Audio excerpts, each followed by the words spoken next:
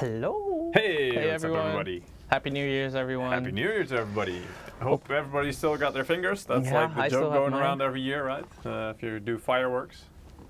Yeah. But, Did you fire some fireworks? No, I didn't. I'm not. I mean, I did that when I was younger, and then I was one of those guys who would just try to get as much value for money as I could, as in a lot of the smaller stuff. Yeah. And then after, I don't know, the fourth day of just with going around with a lighter and like literally having blisters on my fingers from okay. doing the lighters thing, I was just done with it. And from that point onwards, I just thought, whatever, I'll enjoy the fireworks as other people do, because they are really nice. But I don't have to do them myself. I've never done it in my life. No? Never, ever. You're kidding. I've not even touched one. Oh, well, are you against it on principle, or It's just doesn't more draw like you? it's more like my parents used to do it. They were always afraid of me losing my fingers. Oh, And like around my 20s, they stopped doing it. They stopped buying any firework, because in the end they thought about it, and it's the same as pretty much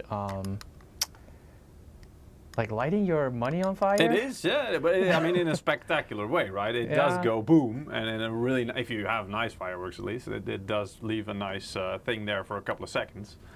But yeah, that's one of the reasons I also don't want to spend much on it, if anything at all, because it's just like you just spend it once and then gone. Yeah, and I don't know. I've never felt the need to do it. I can see it outside, and then I'm like, oh, that's pretty. Yeah. Okay, let's go back inside. Exactly. Yeah, I also like. I'd rather buy a really good bottle of champagne, which Exactly. I mean, it's also like you drink it, it's gone, but hey, it's a bit longer that you enjoy it. Anyway, I hope everybody had a nice New Year's celebration, and also some nice holidays, of course. So great to have you all in the chat. Thanks for joining us. So, what are we going to talk about today? I mean, this year we're going to start with our brand new OLED monitor, the successor to our previous one. Nice, nice. And of course, I have it right here with me. Get your hands off my lap. Oh, Peter is heavy. No, just kidding. You put that there by accident. Now right? I'm covering Peter. Wait. You put that there on purpose. Yeah. Anyway. So, today we're going to talk about the MAG 341CQP. I've had the privilege to actually play with this monitor. One of the perks of working at MSI, of course. I get the goods first. So, all in all, quite satisfied with this thing. But I'm not an ultra-wide player, so... So you did find that out? Yeah. Hey, but there's only one way to find that out usually, right? So to actually use it and then see how you like it. But why are you not an ultra-wide? Like, how did you find that out? So mostly I play shooters. Things like recently the finals, Fortnite with my family, and I realized like I need to turn my head way too much, and it makes, I don't know, like I tried playing it on this monitor, and then suddenly I kept dying more often because like I can see more. That's the good thing. Yeah. But I think I see way too much, and then I don't really like pay attention to everything. I don't know. You sat too close if you're turning to look. Well, that's true, but my desk is not that deep. So I'm not gonna buy like a whole new desk just so that I can play on an ultra wide. So yeah. I just need to back up your chair a bit. Yeah, but then I'll be playing like this. Yeah. Laid back, man. Laid back. I get your point. Yeah, and that's all, for everybody. It's like a very personal choice as well, right? So some people love it. Some games are more suitable for it. I mean, we've seen like simulation games, right? Simulator games are really good for it because you get, again, like it's more realistic, I guess, more immersive. Yep. Or the more laid back games. I think of very good games like The Witcher 3 or something. I think that would be great. There, you have a bit more of a field of view. But yeah, indeed, if you're really into the more competitive FPS games, as you say, then I guess for me also it would probably become more distracting than useful. Even though, in theory, you think, all right, yeah, like you said, right, you see more.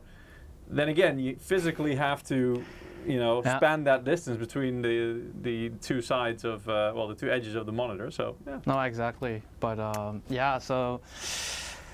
I'm gonna stay with my screen that I have currently. I mean, that screen is not particularly small either, but no. Yeah. But I mean, all in all, this thing was amazing. I mean, the colors that it has and the quality of everything, I loved it. I did enjoy a game with this monitor, which was one. Yeah, a game, because I only tried one game, which was I mean, like suited for ultra wide, and that one was Age of Empires 2, and that's something we're gonna play today as well. Yeah. Yeah, you told me indeed. Like that's one of the games that's more suitable for it. So I thought, okay, let's go. Yeah, because in that game, having more, let's say, like if I can see more, it's actually advantageous for myself. Yeah. So I think it's perfect. Yeah. But yeah, let's talk about this monitor. Yeah. People want you to open it up. Oh, okay. You know what? I'm not gonna talk about it yet. I'll just show you what it looks like. And support Finchify and Toby. Yep, MSI. We do have a TikTok account. Thanks for watching. Great to have you with us. Oh wait, you know what? I'm gonna open it here. Mr. Mastodox is getting into the swing. Wololo. Yeah, Mr. Mastodox, I see that you're already familiar with Age of Empires. I think a lot of people are familiar with Age of Empires. Oh no. I would be surprised. I'm covering your face all the time. Don't worry about me. Okay. Okay. We can still see his face. So we're gonna start with the leg. Nothing special, of course. Leg. Luckily, it's fully metal. Don't know if we got leg people in the. It's fully metal, chat. so that's perfect. It can actually hold the weight of the screen. But I actually played with this monitor on a monitor arm. Yeah. Because I wanted to unpack everything with you guys together. So yeah. Jordan, the price of the monitor we'll get to. First we want to show you the actual product itself, and then afterwards we'll get to the more, let's say, boring stuff, the specifications and everything like that. So that we'll show later. First we want to show you the actual monitor and what's in the box. Yes. So this is the leg, as you can see, fully metal. Yep. And the good thing about the setup of this monitor is that you don't really need, it's a toolless design, assembly. So you don't need any tools to hook it up or whatsoever. You just click it in. Yeah, boy Juan is saying, I'm thinking of getting a PC. What should I get first? Probably some good advice from somebody who knows what they're talking about. Because, I mean, there's so many things to consider and so much to choose from. It can get overwhelming really fast. So either get a pre-assembled PC, like a PC that's already put together for you if you're not into all the components. Otherwise, it's probably, a bit overwhelming. But as I see already in the chat, there are already people offering to help you with that. So we always have a really helpful and knowledgeable community. So you're welcome to follow some of their advice as well. But if you want my personal opinion, start with a monitor. Because if you're going to play 1080p, you're going to get parts for a 1080p PC. Yeah. If you're gonna, like the resolution that you're aiming for. Yeah. If you're going to play it on type Full of HD. game, what type of game are you playing, or do you want to play mostly? Is it competitive games that, most competitive games don't require that much powerful hardware? And you're more likely to play that at a lower resolution anyway, because you prefer usually then speed and what is it? Yeah, speed and refresh rate and that kind of stuff. But if you are more of a AAA gamer and you want the visual splendor and just everything you can get, and you don't really care about that it's competitive or fast, that's a different setup. Then you probably are looking for a higher resolution monitor. You're looking for more powerful hardware that can run it. So yeah, you're absolutely right, Lee. Yeah. Can you get to the close-up camera? Then I can see how you can actually screw this together. I can try. Man, I realize I've been talking a lot about screwing lately. Yeah, well, don't screw so up. You hook it. So you hook it up like this, and then you actually turn the screw here that you can see here. Maybe I'll get a little bit closer. It's a thumb screw, right? Yeah. So you can see it here. And you couldn't just bend over the table, could you? I don't like to bend over. You had to walk all the way around. Yeah, but this is what Lee said earlier. Indeed, it's this basically the toolless assembly. So basically, yeah, you just you can turn it into place that way. You can screw it into place. But yeah, so then I'm gonna remove the top part. I mean, you have the cables and everything, of course, but most of the time, well, I have the cables set already because, well, that's just me. I'm prepared. That's wait, always a good thing. Somebody said, who says it as 1080p? 1080p, I think a lot of people do, right? The way people usually say it. I mean, I can say full HD, but... Same people who say 2080 Ti. Yeah. Ti, yeah. Or 2080 instead of 2080. Okay, can you go back to the main cam? Yes, I can.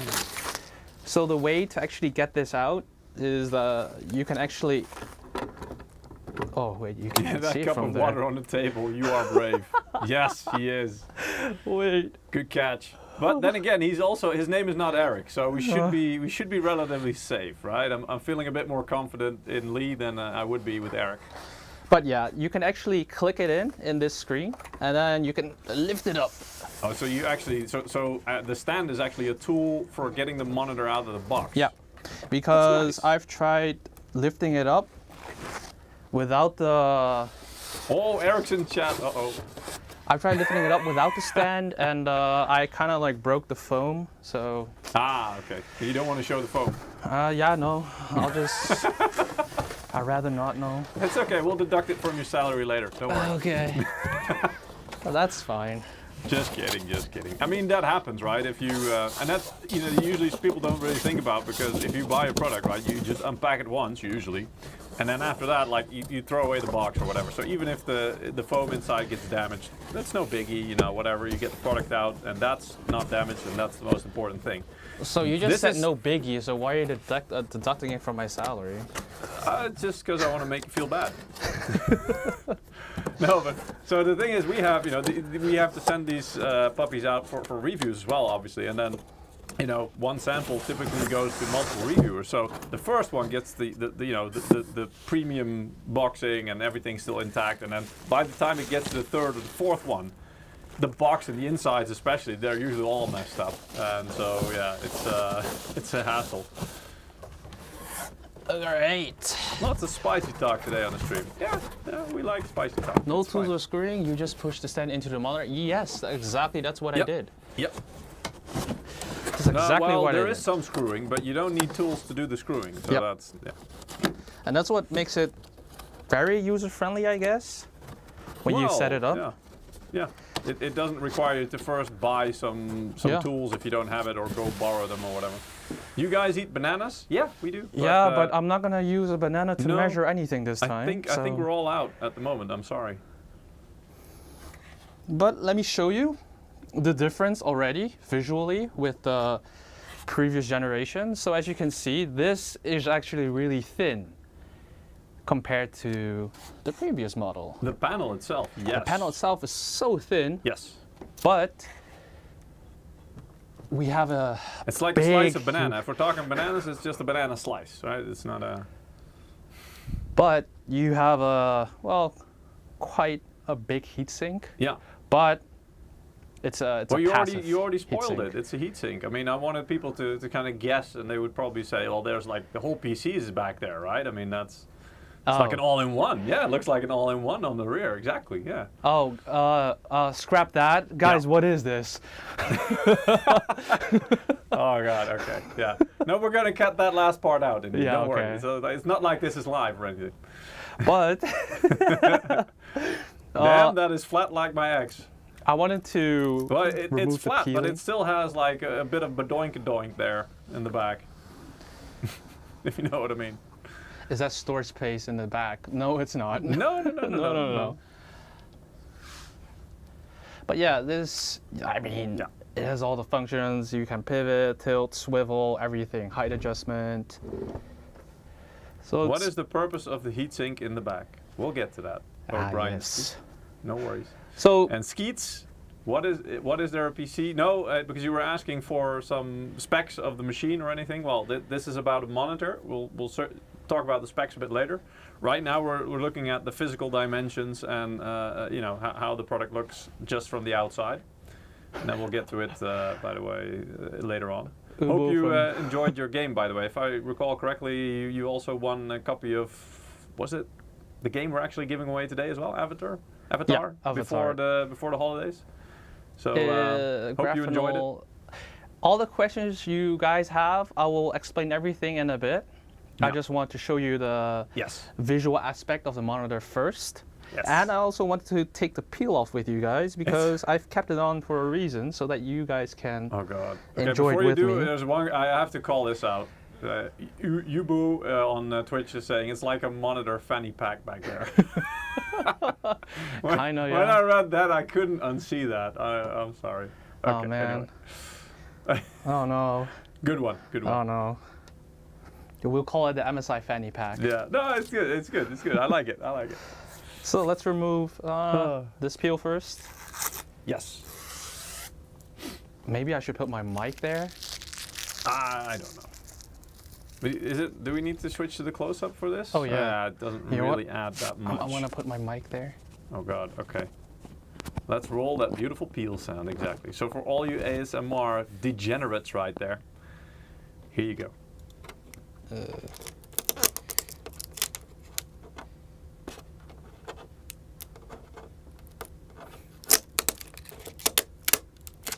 Oh damn, this is glued right. Let the peeling do the talking. Gauntlet from FC from TikTok says if it has RGB, it's good. Yeah. This actually has no RGB.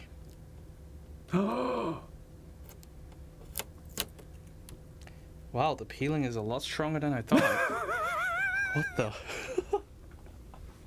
All right. So this we didn't practice this, as you can imagine. You can only peel once. Oh my god. Okay, come on. Just rip it. Ugh.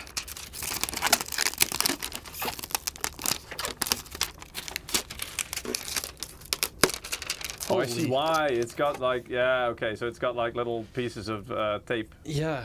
Ah. Oh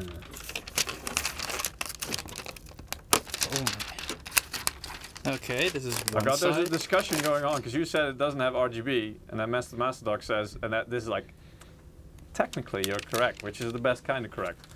Since it's an OLED screen, technically it has many RGB LEDs. Oh come on. No, he's right. He's right. Well, you're right. You're right. He's right. He's right. Yeah. Technically, you're correct. We have to give it to you.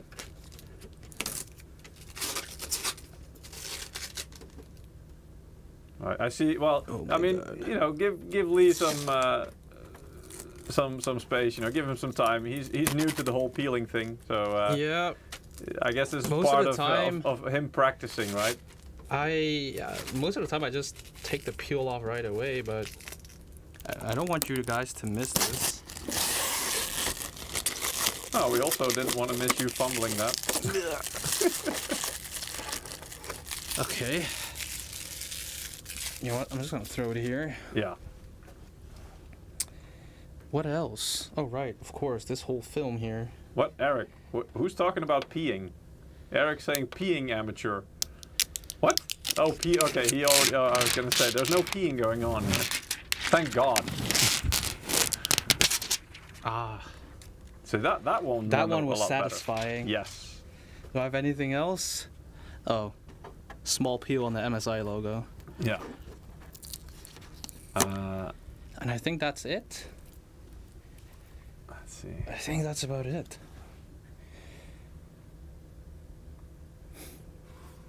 Mabub Alam. I'm not sure if I'm pronouncing that correctly, but he asked a minute ago, if you guys like a product, do you guys get it for free as an employee benefit, or do you guys have to buy it too? We don't get anything for free, unfortunately. Exactly. No, we do get to play with the products, but that's part of our job, because we do have to know what we're talking about, so that's why, for example, there was the holiday yeah, the holiday time basically. And Lee, well, we had the sample already here, so we told him, you take it home, play with it, experience it, and then by the time we get back to the office when you have to do a live stream about this product, you actually know what you're talking about because you've experienced it. So it's, I guess you can see it as an employee benefit, but it's also part of the job because we do want to make sure that we know what we're talking about. So yeah, and from experience, not just from reading a spec sheet or reading the marketing materials. All right, let me. But yeah, otherwise, and if he does like it, I mean, he can buy one in the store just like everybody else. Yep. We don't get any. We don't get any benefits or any discounts, unfortunately. But hey, it's worth it. I mean, we get to play with it beforehand, so yeah. In that way, you kind of like pre-own it before you own it. So.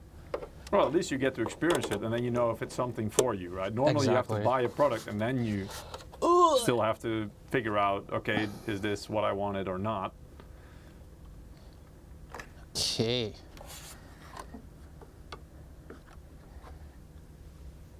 Did you go over the inputs yet? No, we will go over that in a minute. No worries. Stick around for that.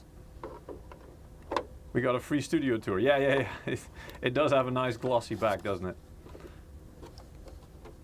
Never seen the back of a monitor looking so good. Yeah, I agree. And it's like, this is something that I'm always amazed by. On the one hand, I completely understand it, why every company, including us, of course, put so much time and effort into designing the back and making it look nice. At the same time, once you've put it on your desk or whatever, usually you don't see it anymore, right? That's sometimes it's a bit of a shame, but hey. Give me one small minute. You probably get to this. How reflective is the screen itself? Ooh. Can you turn it around a bit? Wait. Give me 1 minute. Maybe people can actually see that if you rotate it to the camera a bit. Oh. Oh, yeah. Okay, let me tell you, this thing is not light at all. This thing is quite heavy. But giving Lee a workout. But is it a glossy screen? I think it is. It's a glossy, right? yeah. Yeah. It's a reflective, but it's curved, so it's gonna only reflect inwards. And also, I mean, being a glossy finish, that means that the colors do pop a bit more. Mm-hmm. Yeah. To be honest, personally, I prefer a glossy for something like QD or an OLED. Yeah. Because you want the colors to pop, right? That's why you go for a QD and an OLED, especially when they're combined. Research purposes. Yes, yeah. We usually do get, we have to take the products home for research purposes.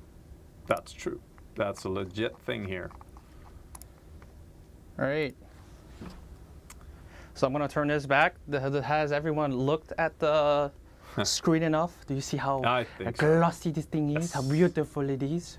Yeah. The gauntlet, no, we didn't say the specs yet. So we'll get to that in a minute. If you want to know them, then please stick around. You should try those original flat screens if you want to talk about heavy. Oh, you mean those? Yeah, okay. The original flat screens with the like Flatron or whatever was it called. Those ones, the ones that had like huge, that were, let's say, had more in depth in the measurement than they had in width and height, basically. Yeah. Okay, let's turn it back. You needed to hire an extra room to kind of put the back end of the monitor. Okay. CRTs, yeah. Oh, CRTs. God, I remember that. Those gave you a damn workout when you had to. You mean those TVs with like a even bigger heatsink? Yes. My father actually owned one until like I think 5 years ago. Oh, yeah. I mean they were pretty durable as well. He didn't want to upgrade. He said it's a screen. It does what it has to do. So I'm happy. Yeah. And I respect that. Yeah. It's pretty cool. All right. So this is the back. Everybody can see it. The dragon logo, the amazing dragon logo. Yes. Yeah, actually, I think people are liking that one. I actually like the fact that it has no RGB on the back. I'm an RGB person, but then again, this is an MAG, right? Yeah. This is part of the MAG series, and the MAG usually, focuses a little bit less on all the things around it, all the bells and whistles, but it gets more to the essentials of, like the core of the product here, which in this case, obviously, is the humongous 34-inch ultra-wide QHD QD-OLED screen. Wait, I can actually show you guys the screen with the monitor, like with this monitor turned on, of course. Oh, okay. Yeah. So you can see what it looks like, the colors a little bit. It's difficult to show on the camera, obviously, but yeah. Yeah, I mean, you're trying to watch something that's an OLED. Yeah. On probably a LCD. Yeah, and there's compression going on or whatever, so. But yeah. Oh, McFurry, I agree. McFurry from YouTube says the naming of MSI monitors is actually so confusing. I don't know. I mean, in a way, yes, but there is a logic to it, right? So the first two numbers are the screen size. So 34 means it's 34-inch. The 1 is usually either a generational thing, so the third number, or versioning kind of thing. Yep. The C is for curved. Q is for resolution. Yeah, the resolution. So a Q is usually QHD. If it's a U, then it's UHD, which means 4K. The P, was that for pivot, or what was that for something on the stand? I'm not sure. For the fact that it can pivot. So most of the time, if it has a P, you can use pivot, swivel, height adjustment, almost everything. Yeah. So it's like a very useful stand. You can do pretty much anything with it. P for and then Q. there's of course QD-OLED, which I hope for a lot of people speaks for itself, right? So I hope that helps a little bit at least with removing some of the mysticism around the naming. So there is some logic to it. There is some logic to it. Yeah, those are acronyms. Yeah, correct. Yeah. And it's understandable that you don't get them because, again, we're dealing with this on a daily basis. So for us, it starts to make sense. But if you're just glossing at these monitors and you see the name for the first time, you probably think indeed somebody fell asleep on their keyboard and that was the name. Exactly. Yeah. But that's not really how it goes. So that's why I want to explain it to you at least a little bit. But yeah. But yeah, let's go over. Yeah. Specs? Yeah. Sure. You want to go to the slides? Yeah, to the slides, please. To the slides it is. So this is what it looks like from the back, but you guys could already see that from the camera. By the way, I want that background. I want that wallpaper. It actually looks really nice, right? It does. It's glorious. I love it. Yeah, I was surprised when I saw it the first time, and they actually designed this especially for the OLED screens, so I love it. Yeah. It looks really cool. I think especially if you have a QD-OLED. Oh yeah, the colors. The colors will pop off. Exactly. So NRT, I'm going to see, maybe we'll put it up on the website at some point. I'm not sure. Maybe they already have. I haven't checked. But we do, on our website, on msi.com, a lot of times you can find a lot of our standard, the wallpapers that are used on our products. You can actually find them on msi.com. So it might be worth just checking. And if it's not on there already, I will definitely ask our colleagues from HQ to make it available, because this one is just glorious. I love it. Is there a site with all the backgrounds? Yeah, you can actually, you just look, it's not there yet. Okay, then I'm definitely going to ask them to put it there, because I think this one will be like one of the favorites. Yeah, I can't link it, Chronic. I would love to. We don't have it right now, but we'll ask them to make it available, if it's at all possible. Why do the monitors in the slide not look ultra-wide? Well, as this is like a quite new sample, yes. I have not been able to get actually any pictures of this monitor and make new pictures for it. So that's why I have to use something that can explain what the usage is of this monitor. So, and sorry for the color choices, but MAG is green, or kind of like puke green for me. What?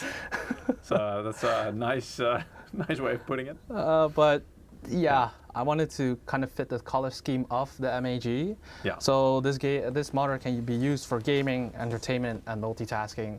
I mean, I don't think I have to explain too much about I don't think you have explained too much about what gaming is, I think, unless somebody wants some explanation on the gaming or entertainment or multitasking. But let's go through the specs a little bit. So let me see. The only thing better than a 34-inch ultra-wide is 38. Okay, wait. Yes. When is actually pure green? I guess if you eat pea soup or drink too much absinthe. Well, yeah. All right, let me go through the specs. The thing is, also another question, why is there always diced carrots in puke? Why? It's like, I never eat diced carrots. It's always in there. Not that I puke that often, but whenever I do, there's always diced carrots in it. Really? I don't get it. I never pay attention to my puke, but then again, I haven't puked for a couple years, so. Yeah. Anyway. So yeah. Something like one of life's great mysteries there. Anyway, let's continue. So this is a QD-OLED, meaning it has a QD panel, and this differs from, for example, a WOLED screen, because with a QD-OLED, you have a blue light first that actually ignites the colors of the red, green, and blue, and in that way the colors are actually more vivid and they pop off more than the conventional OLED that you see here on the left. I don't know if you can see my cursor. No, I don't think you can see my cursor. No. But basically, indeed, it comes down to conventional OLED. Basically, you have RGBs, let's say. So it will make the colors by having one of the three colors lighting up, let's say. But that means that you have pretty much always only 1/3 of the strength of what you could in total emit in terms of light. And what the QD does is basically you always get more light, so it can go more bright, which was always at the beginning at least one of the drawbacks, let's say, of OLED compared to the traditional LED monitors, because OLED couldn't go quite as bright, right? It had amazing black levels because that's what it could do, and it could turn individual LEDs off, which is how you get those black levels, but it couldn't get quite as bright and vivid as the other LED monitors. Now, QD-OLED addresses that part. So because you have QD-OLED, it can get just as bright pretty much, but with additionally the black levels, because it can turn individual pixels on and off. And yeah, the colors are achieved with the quantum dots, which is, I believe, like a crystal, right? Which will change shape based on the current that goes through it, and that will then filter colors through. It's an amazing technology. Yeah. It is. It's kind of amazing that. Wait, now explain mini LED, please. So the difference between mini LED and OLED is that mini LED, you can turn them off separately as well. Yes. But the LED actually covers an area. But with OLEDs, every pixel can actually be turned off. So that's why you get the true black. Yeah. But with mini LEDs, if you don't have that many dimming zones, then like if one part gets turned off, but the other part still gets turned on, it won't. It will be kind of grayish. Yeah, you still have somewhat black backlight split zones, let's say, which they're probably quite small, and they're getting smaller, like a grid, right? So they're getting smaller every time, but you can still get that halo effect a little bit here and there, depending on how the screen is made. But I mean, mini LED is getting, to be honest, is getting pretty close to OLED in some cases. If at the best implementation, it can be pretty hard to tell them apart, I guess. But both have their advantages and disadvantages. Yeah, because I own a mini LED myself, and I do realize that if the image is not like pure black, I get a little bit of blooming. Yeah. And that you don't have that issue with OLED, because the actual pixel, the actual LED is turned off. Yes. So that's why OLEDs, if you want something like clear and something more like true black and more vivid colors, go for an OLED. Yeah. But if you don't really care about blooming or having true blacks, then you can go for the mini LED. Yeah. But luckily, my screen has, I think, about like 1,200 dimming zones, so it's quite a lot already, right? Yeah, it's quite good. Yeah. So like I said, and it's getting closer every time, every generational jump, let's say, because the whole, like the grid and how many dimming zones it has, it gets more and more, let's say, meaning the individual dimming zones get smaller and smaller, meaning you're less likely to notice that blooming that Lee mentioned. And the fact that OLED does not have so many extra layers, as you can see. Yep. The response time of OLEDs are also crazily fast, as you can see. It's a 0.03 ms from gray to gray, and with LCDs you have multiple layers. The light has to go it has to go through multiple layers, which gives you the slower response time. So that's why OLED monitors, I think if you have a high refresh rate, they would be the best monitors to play competitive titles such as let's say Fortnite or CSGO. Yeah, or maybe even Twitch shooters. I can't think of the names right now, but those ultra fast Twitch shooters, let's say. Because the response time on those things, they are like in the snap of a finger. Like you can see everything right away, and there's like barely any motion blur on those. I don't think there's even any ghosting in those screens. So that's perfect. You can see everything that's happening at the moment it's happening. Yeah. So and it stays crisp. It stays, really clear, which is important, and sharp, because that's what you need if you're gaming on a competitive level. You need everything to be sharp. You need to know exactly and see exactly what you're aiming at. So yeah. Because I've actually tested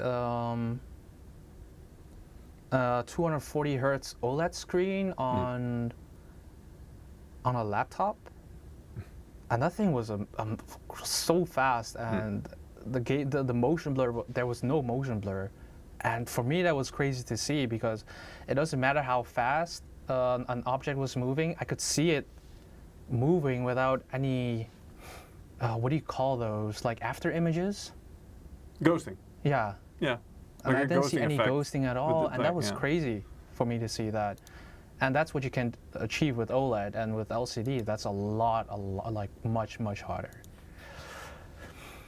But as you can see here, the color gamut is it's so good. So that means like when you're looking at the screen, the colors actually really represent how it actually is in real life. And it also has Less Blue Light Pro, and this is built in the screen, because we also have Less Blue Light, which is more of a software solution, but we have the hardware solution in this one, and that helps against the blue light, so your eyes won't get tired as fast, and also it's good when you are going to bed, for example. You don't have that much blue light, so you'll fall asleep a little bit easier. But some people are not affected by blue light. I'm one of those people, so me personally, I would not use less blue light. But for example, my brother, he uses less blue light all the time. So it's a personal preference. Well, I see it in the office. You usually have one monitor set to like a reading setting, let's say, so it's a more yellowish, less blue hue of color. And the other monitor is like just, full vivid color. So, I mean, you use it as well, but selectively, and maybe not only in the evening, but you do use it, yeah. Yeah, I used it, and then I forgot to turn it off. Oh, okay, that's okay. I think I'm going to turn it back off when I get back to the office. But right, fair enough. Yeah. But then again, I feel like when you have an OLED and you want the true colors, you don't want a less blue light on it. Like you don't want that turned on, because then it makes everything a little bit yellowish, and then it kind of, for me, this is personal, of course, it kind of removes the kind of defeats OLED the purpose, feature, maybe. Yeah. But yeah. So you can see the difference. Then again, as I was saying before, you guys are watching it through an LCD screen, so for you guys, the difference is not that clear between conventional OLED and QD-OLED. But the main difference is that QD-OLED actually gives more vivid colors, and this image kind of represents that.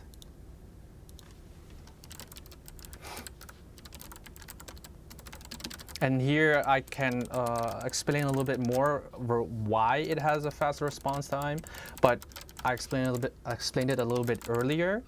So as you can see, QD-OLED, you actually have only 2 layers. Well, 3 actually, with the back panel, of course. And then you have the blue emitting layer, and then you have the quantum dot layer. And that, you don't have that many layers within the screen, and that's why you get those crazy response times. But if you look at an LCD, there are so many layers between that. So in the middle, that's WOLOLED. WOLOLED. Wololo. No, just kidding. Yeah, but I mean, it is, a lot of people don't know this, and you might not even care, because again, you know, for most people it's just about what you get, you know, and if you get the product, you either like it or you don't. That's also usually when somebody, you know, wants to buy either a TV or a monitor or something, and they ask me for, you know, advice, besides the obvious, and then talking about resolutions and what you like, curved, non-curved, that kind of stuff.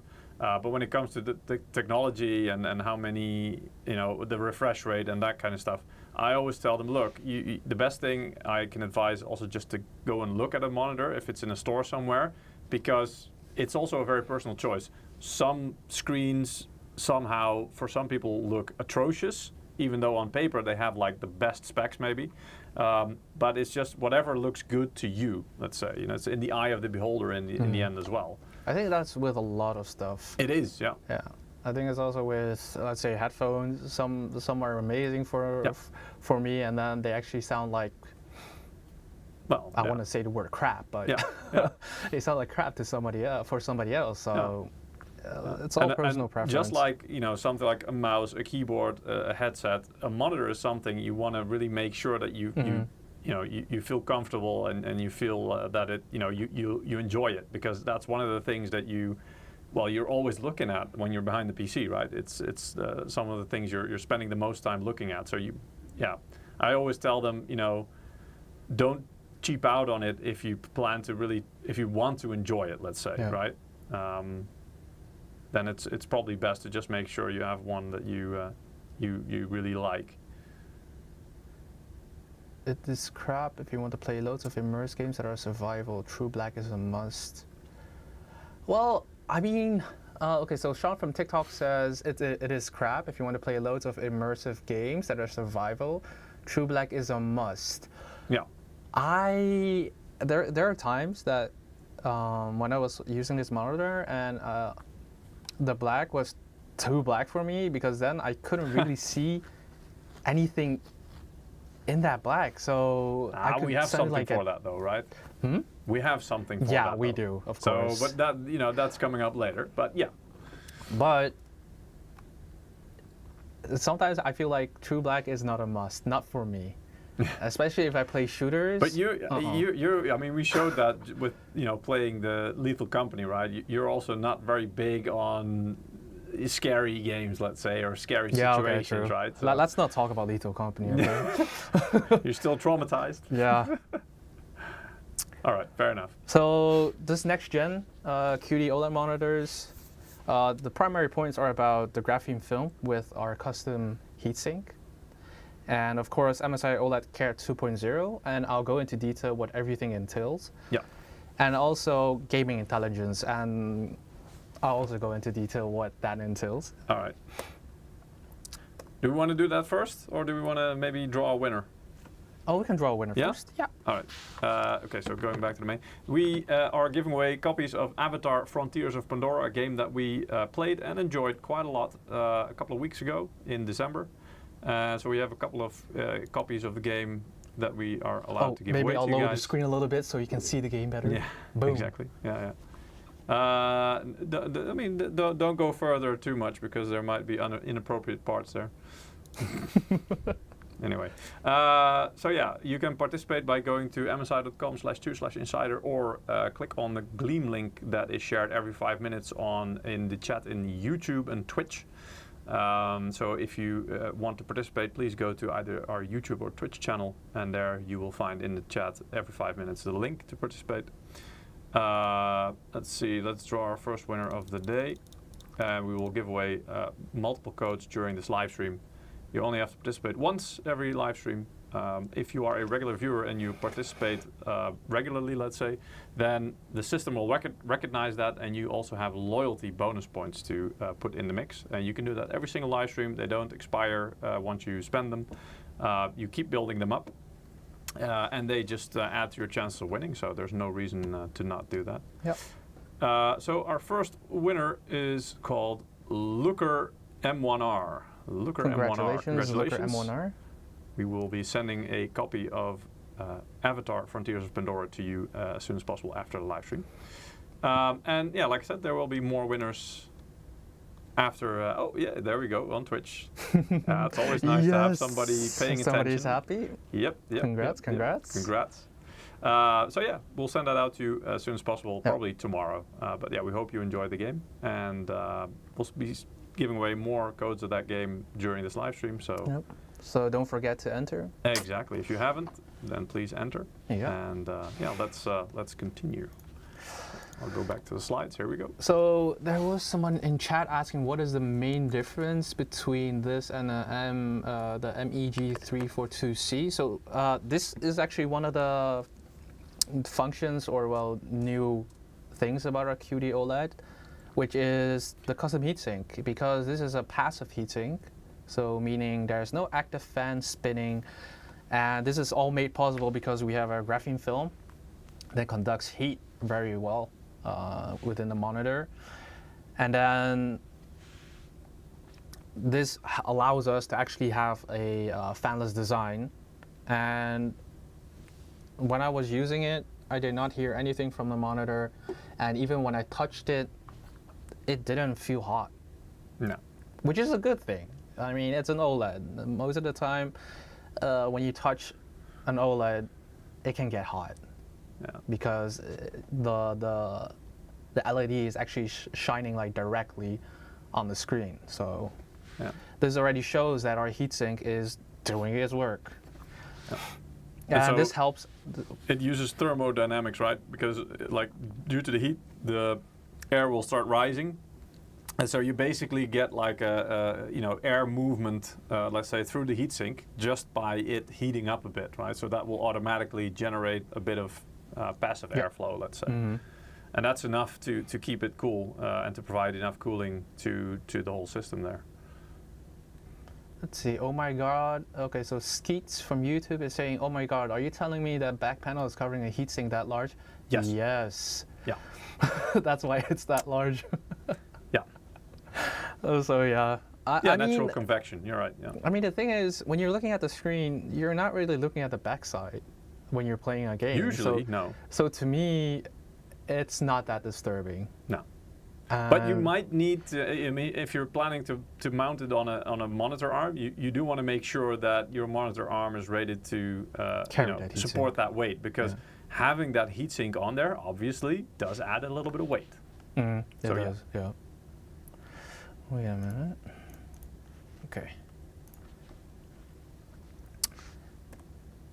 So let's talk about OLED Care 2.0. So these are the things that are really new with our screen, and these actually help prevent burn-in issues, because there are very some issues that are very known, which is logos getting burned in, and these problems have actually been addressed by us in HQ, and while during production of the screen, we made sure that these issues will not be happening with, or at least being minimized with our new monitors. And one of them is the multi-logo detection. I'm not sure if any of you watch ratings, and they do like extensive tests of OLEDs, and one of the tests that they do is actually leave on a channel, CNN if I remember correctly, and they use that channel because the CNN logo is always there statically, and they use in that way they can test if how fast the screen will burn in. And they have that element at the bottom, or that news feed or whatever you want to call it, the news ticker at the bottom. That's always there as well usually, so that it has certain elements that are always on the screen. So if something will burn in, those are the things that will do it. Yeah, and so we've addressed these problems, and some people might not like this because these logos and the taskbar will get dimmed a little bit, but we have an option on the screen when you go into the OSD. So OSD is for on-screen display, but that's the option of the screen. You can actually turn it off if you don't feel like having that turned on. If you want everything at full blast, go right ahead. We're not stopping you from doing that. But personally, I would think, why would you do that? Because if you're playing a game, it's always full screen, I think. I think most people play games on full screen, not sure. Yeah. I'm making an assumption here, of course, but I would say you play on full screen, so it doesn't really matter there. But if you want to use this for productivity as well, then I would suggest turning it on. Yeah. So Corky has a good question. It's about the second feature down there, the taskbar detection. Which, I mean, for PC usage, usually you'll have a taskbar or other elements that are always there. Let's say, so it's like similar to like news elements or something. Logos that are always in a similar place. You want to prevent that burns in, so that's why that's there. And he's asking, how is the taskbar detection implemented in the sense of, does it only support Windows 11 bottom, top taskbar, or also custom taskbars on the sides, Linux and stuff like that? That's a good question. I don't know for sure. I don't know about Linux because I'm not a Linux user, so I've not. This is actually a good question. I can actually. But because it says there in the description as well, it scans the shape, and I'm not sure, we're still trying to figure that out because we don't have all the information yet, but since it says it scans it, it would suggest that it's using a chip like maybe the what is it called, the frame buffer, and if that's the case, then it probably can be applied to pretty much anything it displays, because then it doesn't really rely on the PC or software or drivers, but it's like it happens in the monitor itself. And if that's the case, then it should probably work on anything. But again, I'm not sure, so we'll definitely check that. That's a good question. I would need to ask this. Yes. Yeah. At HQ. And then we also have boundary detection. So some games are not really optimized for ultra wide yet. I think a lot of games are not. Wait, sorry, I was reading a question. So there are a lot of games that are not optimized for ultra wide, and then you will have those black bars. Yeah. And boundary detection actually helps you adjust the luminance of those black bars to make sure that the LEDs are enough like at full blast in those like around those sections, and they would actually reduce the luminance there as well to make sure that your screen is not always on full blast. And just as with the previous two functions, you can actually turn this off. But then again, I don't see a reason to, because this is just gonna prolong the life of your screen. So. Yeah. And you're probably unlikely to notice it. Yeah, exactly. Because it's more in the periphery of your vision. Because when I was using the screen and I had all the functions turned on, I didn't see a big difference with it. It turned off. The luminance. You're not gonna pay attention to it. You're gonna pay attention to the visual that's right in front of you. Yeah. At least that's what I'm gonna do when I'm playing a game. So that's why I would never turn it off. But that's just me. Yeah, I mean, like you said, right? You can try it, and if it does end up bothering you, you can always turn it off. So it's we just give you the tools, let's say, and it's up to you whether you want to use them or not. Yep. And this is about gaming intelligence. So, recently AI is like the new thing. Everything is about AI, and why just limit it? Why not put it in our screen? That's what we thought. Yep. And this is one of the problems that I was talking about earlier. I wouldn't call it a problem, but when I'm playing a shooter and it's too dark and I want to be able to see enemies like in the dark, for example in Lethal Company, I would have AI vision turned on, because that way I can actually recognize things that are more on the dark side. And this is perfect. And then again, some people might not like this, so you can turn this off. But personally, I want to turn on. I also don't want to get too scared suddenly. I don't want a monster to like just pop off. Yeah, for me this one's always a bit tricky. So on the one hand, it can really help indeed to make sure that you see certain things even though they're in the dark, or it can actually try to dim down things that are way too bright. So it's a bit more balanced. On the other hand, you have to kind of also imagine that if you're watching a movie or something and it starts like messing with that, let's say, then you don't really see it as it is. Yeah, well, as it was intended or something, right? So because if something is really light, very bright, or very dark, you kind of have to assume that that's how the creator of that content, whether it be a movie or a game, that they meant for it to be like that. Now, whether that's how you enjoy it, that's up to you. So again, that's where you can choose to play around with it. So yeah, and it's, like you said, right, in games, especially competitive games, you have areas of maps or something that, for example, they can be very dark, and so it can give you a bit of a competitive advantage just to be, to be able to see a bit more clearly in those areas there. But yeah, that's why we have that's why all these options, they're optional. You can turn it on, you can turn it off. They're toys for you to play with. Let's say. Our screens are very flexible in that way. Yep. You can turn everything off or on or a mix. It's all up to your own personal preference. Yep. And the good thing is, you can also update it. So this is not many monitors have an option to get a firmware update, and one of the updates could be, let's say. Well, when we're talking about AI, right? AI is a learning algorithm, right? So the theoretically, and we've seen that we're seeing that in many cases as well with ChatGPT or whatever AI is going on, right? The longer, even DLSS, NVIDIA, they are training their algorithm to become better at it, and so the more time goes by, the better the algorithm gets at doing its job and predicting how to get the best results. But to do that, it needs the information sets to actually use that information. And NVIDIA, for example, they do that with driver updates, right? They provide that information, so DLSS can use that information.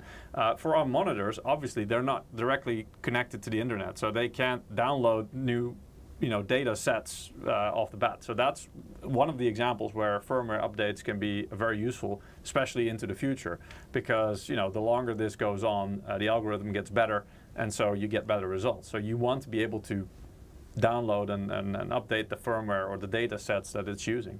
And like, for example, that, of course I have to ask this at HQ, but for example, the question of this working on Linux or having a taskbar on the side, if it doesn't work on the side or in Linux, we can address that, and HQ could always come with a firmware update that actually does support that. But then again, this is something I need to ask. But this is like kind of like the use case of like very a firmware specific update. Questions. But I mean that's good. We like to look into that. Actually, you know what? I'm gonna write down. Should I write that down? Wait, notepad.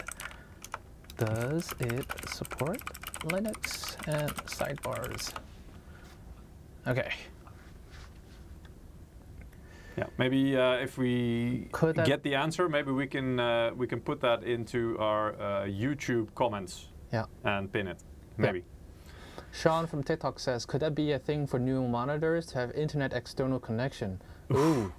It could be, maybe. Maybe. It could be. I mean, you never know. For example, in the past, there were no OLED gaming monitors, and look where we are now. Yeah. And the Internet of Things is a thing, right? I mean, your fridge can be connected to the internet to do your grocery shopping for you, in some cases. And it's maybe a bit of an extreme example. The question is, does it need to be connected? Because it will add another component to the monitor. Most of the time, monitors are connected to a PC or another device that is usually also capable of connecting to the internet itself. So, usually it can go through that. But yeah, it might be, especially when it comes to, if at some point, like for example with the AI algorithms and data sets, if there are regular updates at some point that really add something to its performance or how it, basically how it can function. Yeah, then it becomes more of a necessity. I mean, we're kind of standing at the brink now of, and that's why I remember in the past there were sometimes there were some issues with monitors, and then there was a firmware update issued, and it was always mentioned that you should be really hesitant upgrading the firmware of your monitor back then, because there was a high possibility if you bricked your monitor, then it was done. And so we're already seeing that now it's becoming more accessible, let's say, and it's becoming more of a thing that manufacturers also like us also think about, like, okay, maybe this is a thing that there should be regular firmware updates throughout the product's life cycle. And so it definitely is not impossible to think that drawing that line a bit further, in a couple of years' time, that it's normal that just like you update your NVIDIA or your graphics card drivers every month or something, that you do the same with your monitor or your Windows drivers or your update packages. It's possible. It just depends on how much technology will go in there that needs updating every now and again. Yeah. Max Bunny from Twitch is asking, I haven't owned an OLED yet. How often does it ask to do the pixel refresh, and how long does it take? So with this screen, with this OLED monitor, it asks you every 4 hours, but you don't have to do it. You can do it like 4 hours later. Yep. But normally it takes around 7 to 10 minutes. I've timed it myself, and the first time I did it, it was, I think, it was like 7-8 minutes, and then the second time it took a little bit longer because I didn't do it right away because I was busy. So I was like, you know what, I'll do it later. It's not that important for me right now. Yeah. But for me, it was a good indicator of like taking a small break. Yeah. Well, you could, like I was thinking, indeed, like normally you can just say, all right, guys, I'm just gonna go to the toilet and maybe get a drink or something, and then you get back, it's done. Exactly. So, yeah. And you could plan it yourself. So whenever you do take a small break or you need to go somewhere and do something, then just turn it on and there you go. And but there's a mandatory pixel refresh after 16 hours of use. When that happens, you cannot skip it. But the monitor also gives you when you turn on the OSD, it actually gives you, if you go to the last option, on the OSD, it actually tells you how long it has been running and when was the last time you did a pixel refresh, so you can always track it. You don't get surprised by it. Yeah, it doesn't run up on you unexpectedly. Yeah. I missed the day things were finished when they launched. With running updates, giving new features, who keeps the spec sheet up to date?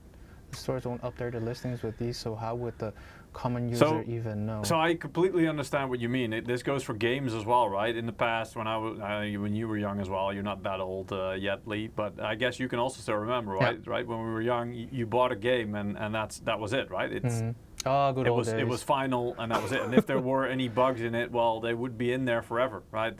And then now everything's getting updated. So it has its pros and cons, right? So yeah, on if you're looking for downsides of that, the downsides of it are that specs can change depending on firmware updates and functionalities can change. The positives though are that if there are any issues with it, they can actually be addressed and fixed post-launch. So you might have some issues with a product that came out, and then instead of saying, well, that's just the product and we're stuck with it, I guess, they can actually be fixed and addressed. So that's it's such a big benefit for me, at least personally, that outweighs all of the potential negatives of, well, maybe stores can't keep up with the specs or maybe some added functionality, and I don't know. At least it gives a lot of possible improvements still down the line, and it can extend products' lifetimes as well, life cycles, let's say, in a lot of cases, especially because things are moving away, moving at such a fast pace. I also remember some of the AMD motherboards, right, that a while ago that we were adding firmware updates to add support for newer chips, newer generation of chips. If we weren't able to do that, then you'd have to buy a whole new motherboard all over again. So that's a huge benefit, right? Yeah, but it's not just that. I mean, a lot of people. Okay, I like the image that I have right now. People say that things are not finished. Yeah. Yeah, I see. Higlot is also saying that the downside of that is that it isn't considered as bad when things are released in a not finished state. Let's say, mostly, in my experience, that will games. A lot of games, they do. It's like early access or whatever you want to call it. Yeah, that's true. But then again, there's a period that we went through that a lot of games released too quickly, and they thought we'll fix it down the line or something like that. But there's already been quite a bit of blowback from that as well. So I think you see less and less of those kinds of games coming out, because at the beginning that worked. That didn't impact them too badly. But now, I mean, in the past few years, you would see that even if games were marketed as early access, they would still be reviewed, and they would say it's early access, but if it's bad, it's bad, and that's, you only get one first impression, no matter if you say it's early access and not finished yet or not. Your first impression is your first impression of any product. So I think people and companies are still coming to the conclusion that it's still better to maybe postpone a product if it's not good yet, and make sure at least it meets a certain mark. And you can still fix things down the line, that still remains true, or you can screw them up, conversely, as well, which in some games we've seen that as well, unfortunately. But yeah, I think that we're also at a crossroads for that as well, that it's not quite as bad as it was in the past few years. So yeah. But I feel like firmware updates right now are seen too negatively. At least right now, what's happening in the chat, because there are times that some things might not be so self-explanatory, things are regarding user interface, and a firmware update can actually help, help that user interface. It does not mean that something is not finished or if that something is broken. It's just things can always be improved. Yeah. I mean, Quarky has a valid point there. He also says that don't forget that firmware sometimes, wait, that's the wrong mouse. Let me scroll up so I can actually, don't forget that firmware updates or game updates also sometimes remove content. So you're absolutely right. And that's something that, in general, is something that's a bad thing.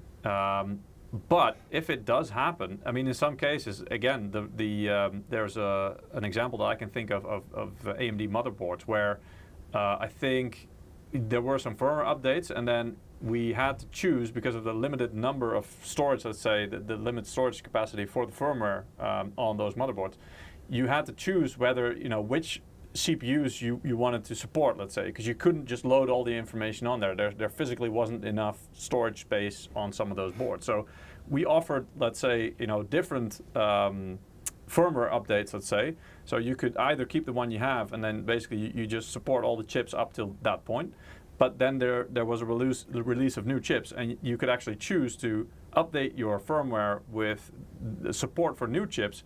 But it would come at the cost, let's say, of removing support for some of the older chips to make space for that. So you could see that as removing functionality, but it was a choice as well. It wasn't forced on you. But yeah, I see what you mean. In some cases, you don't get a choice.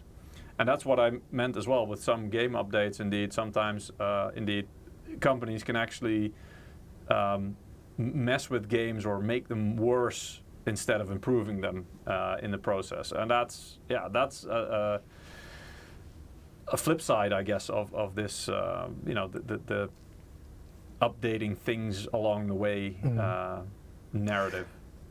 Explosive Cat from Twitch says, this won't change as long as people are buying, no incentive. And if you do fix your game down the line, you get additional praise and labor of love, awards, etc. Well, that's true. Yeah. Yeah, but okay, so if you look at old games, a lot of them have bugs. Yes. And there are tons of people that complain about that, but those games are so old, they're not going to get any updates. No. So in a way, do you want games that are like, I don't think there's, I don't. It's a double-edged sword. If I think about it's it, very like, two-sided. So there's no game that is perfect without any bugs. There's always a bug within a game. Yeah. And that in that way you can always improve it. Like, I'm not saying I support the whole like, oh, it needs an update and you need to pay for it, for example, something like that. I don't support that. But the fact that it can get improved, that's a good thing. That means people are putting an effort into improving it.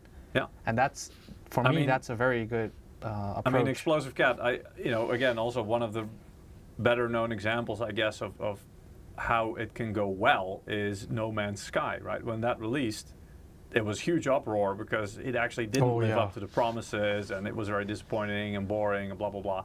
And I mean, the company behind it or the creator behind it could have said, okay, well, that's unsalvageable, and okay, let's, I'll just grab the money I can from the sales, kind of like, the day before, which was referenced earlier as well. Those devs, they kind of gave up on it and were like, all right, well then, no can do.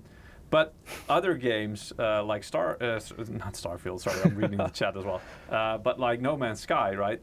I mean, I think it deserves praise that the guy stuck with it, or the studio, and they went, no, actually, we're going to fix this, right? We're going to make the game that we promised people and that they actually bought. And so, they got labor of love and all that kind of stuff. So, sometimes it can give people a second chance, which I think is also good. Now, there are a lot of examples where that turned out bad. Again, like, it's very two-sided, right? It can go very well or it can go very badly. There's no guarantee. But at the moment, that is the narrative. That is what it is, right? People, games, software, but also firmware for products, they can get updated. And in my experience, most of the time for hardware, it's for the best, right? It doesn't really introduce that many new problems. Usually, it will improve things, either stabilizing things like taking out instabilities, or maybe even adding new features down the line. For games, it's a very different story. Yeah. All right, enough discussion about that. Because let's this move on discussion with, can go with endlessly because everybody can be against it or. We really enjoy this kind of conversation I like it, with you guys as well. But let's we do still have some content we want to show you guys. So this has HMI-CEC support with console, meaning you can actually wake up the screen with your controllers, and you can adjust it with different devices. So if you're a console player, this you can use this OLED monitor as well. So that's perfect. And we have a KVM support. With KVM support, you always need the USB-B cable to USB-A connected to your screen, because otherwise the KVM support does not work.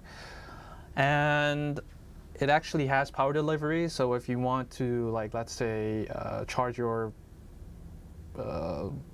smartphone, for example, while you're playing your game, you can do that. But if you want to have like a laptop next to your screen, you can actually use that and not have to use your like power adapter of your laptop, because this would be able to charge your laptop, but probably not that efficiently because it's only 15 watts.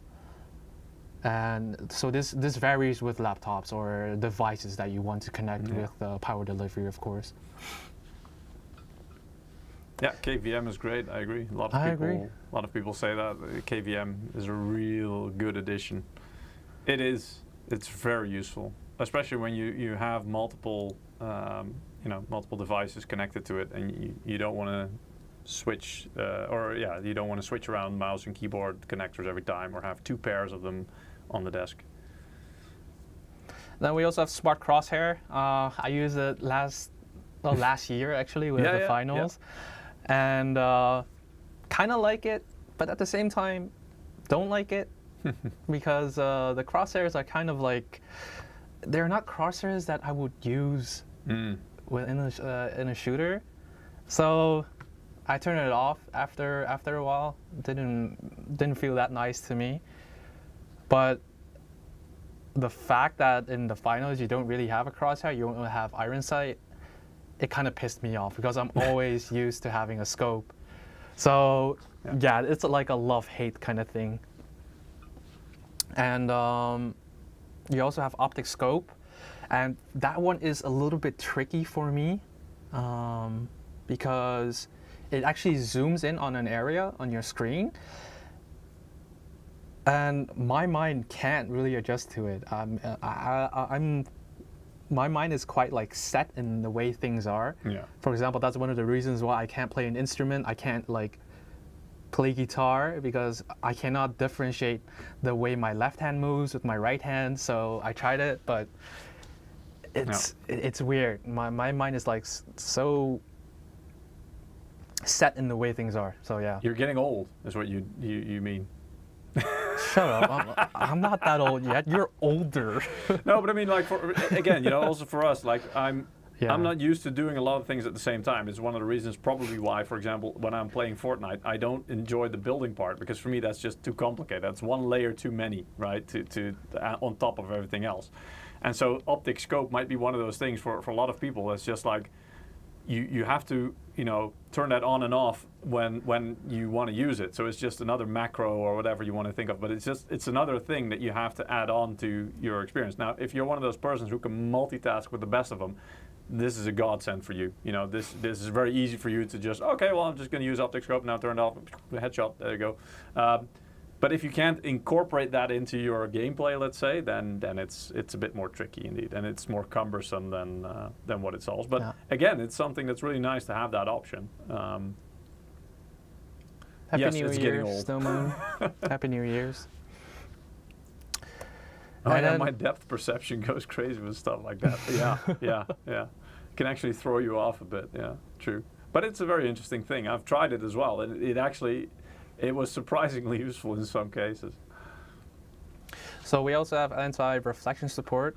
So although this is a glossy screen, we do have a unique surface coating which diminishes the glare, like it reduces it, but of course it does not fully remove it. But we do have it because we know that with the 342C, we had feedback regarding the fact that it was a little bit too glossy, so we took that into account and we improved it with the successor. Yeah. Some people might still think it's a little bit too glossy. Personally, I play in the dark, so I don't I don't really get any problem from glare reflection. Yeah. But that's just me. We also got the Visa Certified Clear MR 9000 rating, which means when you're playing games on this screen, you don't get that much. What do you call that? Ghosting, exactly. Right. So when you change from one scene to the other, it does not get that blurry, and that's perfect because if it did, then it would be a bad OLED. Yeah. So. But this is also the response time at work, right? This is also, but because it's an OLED, it gives you when you change a scene, it represents it right away. So that's why you can get the clear MR rating. Some reflections are easier to gloss over. I don't. It's a word joke. I saw it. It was clever. Clever. Some reflections are easier to gloss over because gloss is reflection. Oh yeah, I didn't get that. Clever. And then the difference between that threw you off, didn't it? and then the difference.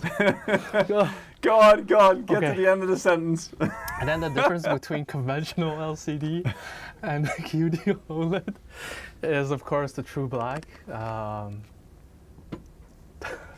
Yeah, it took a while. Yeah, he is getting old, right? I think that's the thing, right? But yeah, you can see black's way better in QD-OLED. And, oh, fuck. I'm getting too... Okay, I finally got it, but yeah. But in QD-OLED, you can see the big difference between true blacks, because like I said, with LCDs, you will get the blooming issue that you see on the left side when you see something that is supposed to be black. And with QD-OLEDs, you don't have that problem because that pixel is actually fully turned off. Yeah. And of course, you guys asked what are the main differences. So both do support HDMI 2.1 and also DisplayPort 1.4a. Biggest difference is, of course, the heatsink, because that helps a lot with the burn-in issues, like the common ones, like for example, like I said, the static logos and the taskbar, and also boundary detection. And also, so that's the OLED Care 2.0. But also, this one still does have power wait. Oh, crap. I have that joke in my head. I can't really... Okay.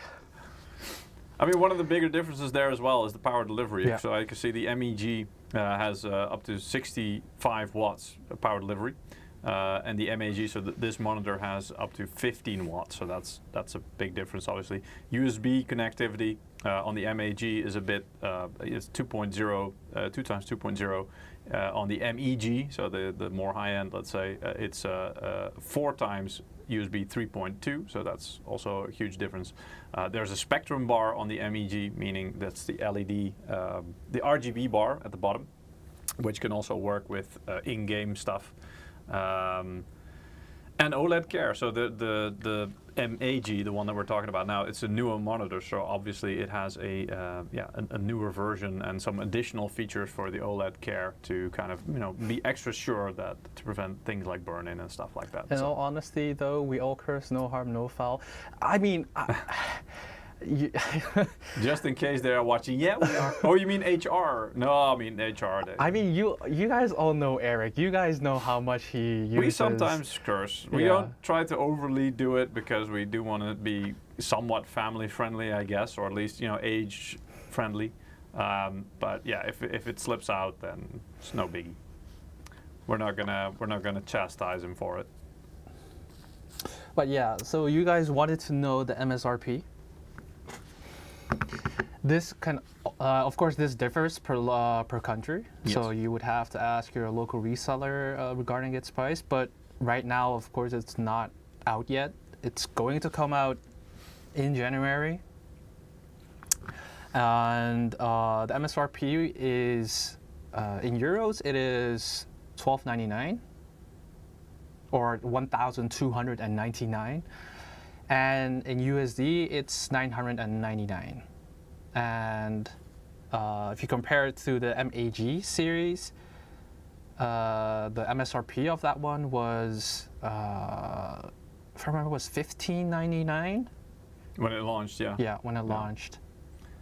And of course, like, these prices are always, they always start high. Yeah. They always do. Yeah. Like, and these are for the people that can't wait. They have to have it right away. Yeah. And of course, like I would understand that some people might think, oh wow, so why would I get this one over the MEG? Yeah. Well, this one has actually better OLED features, and it's newer. This one has no RGB. It's newer indeed. It has that heat sink. As well, so a bit of extra cooling, which can help longevity, durability. It's again just feels a bit better, maybe a bit safer. But you have to also remember this is quite a bit newer because the MEG launched over half a year ago, if I remember correctly. So it's already been in the market now for a little while. And there's always going to be a newer product coming, and so yeah, this is the MAG is now our new OLED QD-OLED monitor. So, yep. And I also want to show you guys a sneak peek of CES 2024. You sure you're allowed to show this? Yeah. We're not gonna. You are not gonna get in trouble for this. No, just a very quick sneak peek for everyone. Okay. Because there were some questions regarding other OLED monitors. I'm only gonna show it to you guys for 5 seconds. I'm actually gonna time it, and then I'm gonna turn it off. So. 1, 2, 3, 4, 5. 1, 2, 3, 4, 5. And screenshot it while you can, boys. All right. Okay, so yeah, I hope you saw that. We're not going to talk about it. We just, if you saw it, you saw it, and if you didn't, then you didn't. Yeah, why am I going all? Why am I? Is this? It's going all fuzzy. The camera. Not for me, right? No, it is for me. I can see it. Let me see. I think I need to deactivate the auto. Let's see, the auto focus. But don't forget to watch our stream next week for sure. Because there are a lot of new things coming from us, and next week's stream we'll tell you all about it. Yes, exactly. So a lot more information about it. A lot more information. Because obviously there's a big event coming, which will have a lot more products. And that's a whole lot of stuff to talk about as well. If you really want to know if you read that right, just rewatch our VOD. Yeah, you can do that. Anyway, okay, we're gonna do another giveaway. Yep. Because it's time for that. Let's see, you can still participate. We're still giving away a couple of codes of Avatar Frontiers of Pandora. I'm gonna do 2 winners right now because we're kind of running a bit late with winners.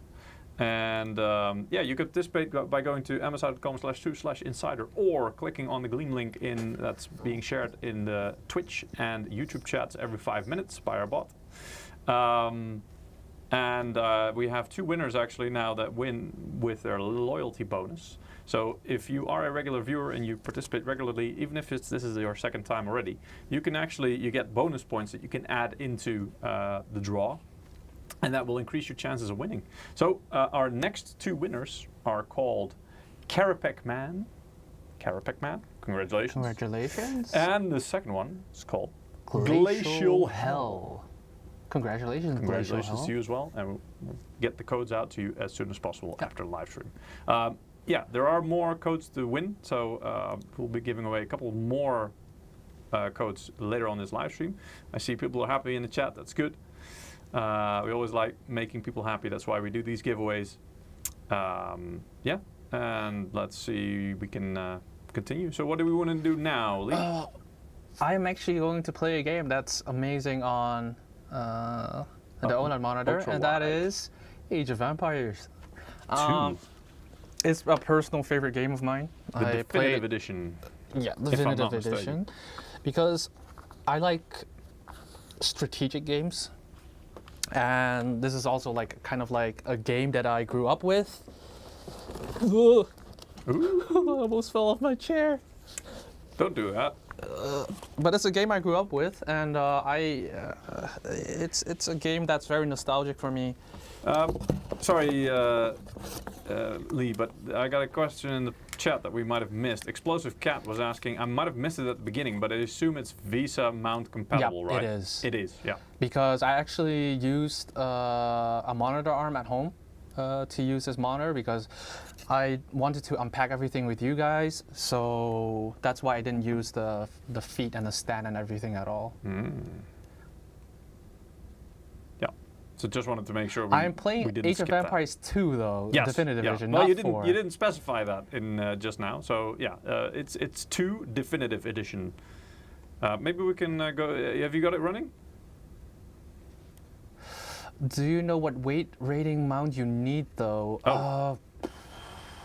Do you have the weight there somewhere in the slides? No, actually I don't. Wait, let me see. Is it online already? I don't think it is actually. Oh crap. Okay, well in that case. I can measure it in bananas. No, stonks. Is I think the best answer I can give you right now. No, I mean so yeah, it's actually the monitor isn't on the website yet, I believe. No. So, but once it is, it will show. Let me check just to be sure. No. No. No, what I can tell you is that my monitor arm is rated for 10 kilograms. It is a gas spring monitor arm, so that makes it already a little bit stronger. So if you have a monitor arm that can handle 10 kilograms, it should be okay. You should be fine. Yeah. And because the curve is not that strong with this monitor, the weight is not fully like centered, so it will not fall over that fast. It's kind of like spread out. Yeah. Graphenol, yeah, the monitor is stainless. You're right. Yeah, it's passive cooled. Yeah, passively cooled. Not water cooled. No. You play 2 hours to die like that? Huh? What? Nah, I think that's a quote. Growing up with Age of Empires 2 is showing the age. It is. I mean, yeah. Actually, I grew up with Age of Empires 1. I grew up with Civilization, the first game. I don't know if anybody knows Red Alert 2 or Tiberian Sun. Those type of games. I played the original. Oh, Red Alert 1? Oh, no. Yeah, I'm that old. I came home from school to play that. But yeah, I still play those old school games because, I don't know, it's nostalgic mostly for me. And I kind of like that genre in general. I played Dune 2, there you go. Yeah. Yeah, amazing times. I still have that game. I still play it, like, I think, from time to time. LAN party days. Oh yeah. Oh, playing Diablo 1 and stuff like that. Yeah, completely the CNC Remastered Edition. Yeah, it is. That's really nice. Yeah, that's why like I still play those games. Those games, I feel like it's hard to kind of beat those games. In a way. I mean, sometimes when you go back to a game that you remember was awesome back when you were young, and then you try it now and you're like, well, this could have been better. Well, this isn't very clear. But that's just probably because now we're kind of used to certain UI elements and improvements and stuff like that. So sometimes going back to a classic game can completely ruin it. But yeah, it definitely has its charm. Yeah, it does. All right. Yeah. So I'm gonna play with Peter. We're going to play a co-op mission. Really? Yeah. Are you sure? You're gonna have to carry me, because. Oh, that'll be fine. Okay, so you guys can actually see my games, and I have like a whole. A whole section for RTS. So you can see here like Age of Empires 2, 3, Mythology, Command and Conquer. Like I have like most of these games on my Steam. Like I still love these games. I just can't get enough of it. I mean, the replayability is pretty much endless. Yeah. So that's there's great value in those games, I always find.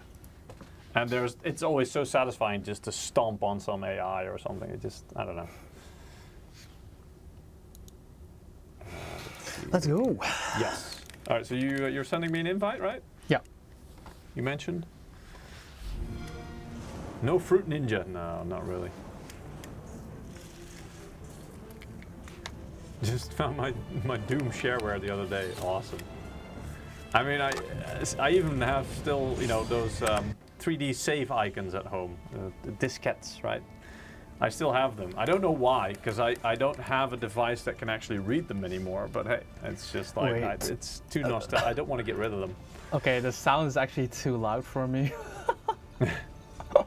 Just turn down your headset. No, there's no, like if I turn on my headset, it doesn't change. Okay, that's weird. Let's see. You might have to adjust it there. I can't adjust it for you. No, I mean for the viewers. Oh, like that. Yeah, no problem. Oh, this is a little bit still too loud for my ears. I might have to turn it up then if you turn it down there. Why does it not turn down? Just use the hotkeys or something. Or just in Windows, just turn it down, I guess. You can also do that. No, I mean, it is turned down according to... Yeah. If I have to, like... No, look, if I... That's weird. It doesn't turn down... Oh, wait, maybe I have to do it like no, this. No, don't do that. Okay. You can actually turn it down in, we're using voice meter to duplicate the sound, by the way. So you can turn it down on either, on the right side, there's those small, no, don't touch that. There's those small things there, the small things that you can move up and down. Not, that's the big one, no. So on the right side. There are the smaller ones. No, on the right side. Oh. On the right, no, on the right side. All the way on the right side. Oh. Yes. And so A1 and A2, one of them is your headset. You have to look at the top. One of them is your headset, the other one is for the stream. The one on your headset you can actually drag down a bit. So is that A1 is your headphones? Yeah. Okay. Does that help? Yeah, that does help. Okay, cool. Wait, a little bit more. Then we should be all set. Okay, is the game still, can you guys still hear the game? No. There's nothing coming on the, pretty much. Oh wait, maybe I have to turn it up here then. Yeah. No, just Windows. Turn it up in Windows. No, again, Windows is 100. You turned it all the way down, didn't you? No, it's at 100. Oh, okay. Then indeed, see if you can do it in the game.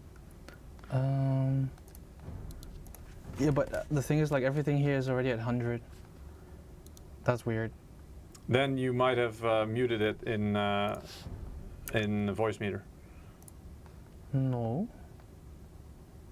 Maybe I have to turn this up anyways. Oh, that's fine. Yeah, I think you actually turned the wrong Oh, one down. I can't see the chat anymore. No, you don't have to. Ah. Just make sure that. Wait a minute. Let me come over and have a look, because I have a feeling, I have a funny feeling you turned the wrong one down in voice meter. Let me just check, just to be sure. So, let's see, A1. No, A1 is your headphone. Okay, yeah. So that should be okay. So we could do that.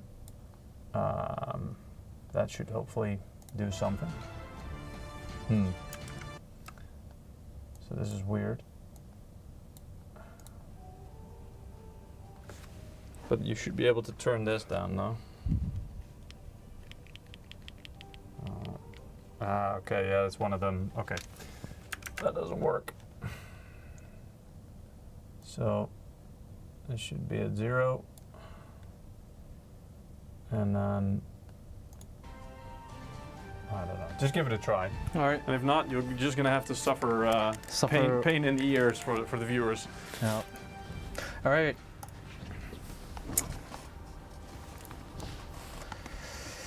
Let's go. I will pull up the chat so we can actually see what you guys are saying. Where is the screens, by the way? It says Evolutions 007 from Twitch. What do you screens? mean, where are the screens?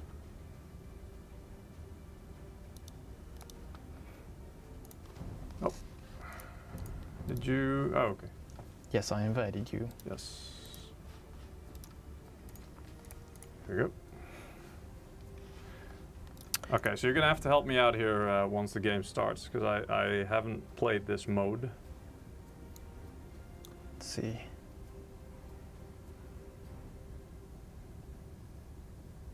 Press 14 in chat. Of course they want me to say that. Start the game already! Start the game already! There's only one right now.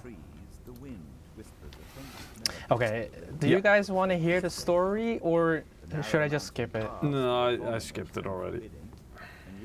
Yeah, So but you still have to wait for me. Now I'm waiting, yeah, indeed. Wait, let me type 14. Nobody can hear it because you're not listening to my audio, but hey. The common soldiers grow as a deluge suddenly begins. Skip or... Okay, you know what?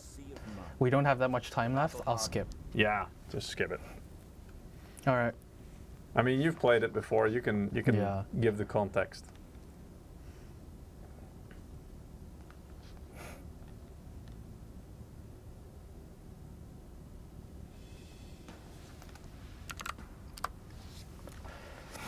I'm not sure if we can even finish the mission because yeah. We'll play a little bit. yeah. And see what happens. We'll see what happens. I might try hard a little bit and try to finish as soon as possible. You can carry me through it. You've done it before, right? Yeah. You mentioned. So I'm gonna rely on you for this one. Oh, this just is create taking some a while. space. You also mentioned you're using macros in the game, right? So I'm Not guessing, macros, but hotkeys. Yeah. Ah, so I'm guessing you're an experienced player. Sort of. Is this supposed to take this long, by the way? No, because when we tried it earlier, Yeah. this game is from late 1900s, right? Late 1900s? Yeah, but they kind of like made a definitive edition, so like a newer edition, like with better graphics and everything. Yeah, the colors will be lost from stream compression. Yeah, that's right. You can't really, I you don't know, it's understand why just it's it's taking being so captured right now, so the colors really don't show you how it is for Lee. He sees the colors way more vividly. I think we might need to X out of this one. Okay, I think we need to restart the game because it's not. Yeah. So I did. Oh wow! I actually heard chopping sounds. Chopping? Like wood chopping sounds and stuff Really? like that. Okay. Yeah. I dropped out of the game just now. Yeah, I dropped out of the game as well. I Alt F4'd it. It's still running in the back. I still hear the sound though, so that's a bit weird. If he hunts the boar in between the sheep, he's a seasoned player. I kind of do it, but I'm not that good yet. Like luring it with one villager, like luring it with a villager to the town center so that the town center can kind of like finish it. I'm not that good yet with that, but still trying to improve.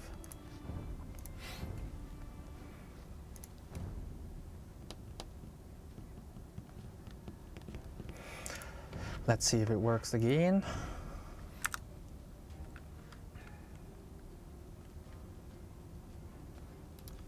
Yeah, booting up the game. Alright, yeah. I'm ready to be invited. I invited you? I don't see it yet, but the game was still loading for me. Okay. Yes, now I get it. Oh, yeah. Alright, I'm accepting. Okay, Alright. I'm ready. Yeah, it's counting down, so that's good. Let's skip the whole... Yep. I'm not gonna read the story again. No. Let's hope this helps. Ooh. Yes, Yes. There we go. That's more like it. The road to Kurikara is well guarded. We must be swift and elusive if we are to reach the city alive. Oh.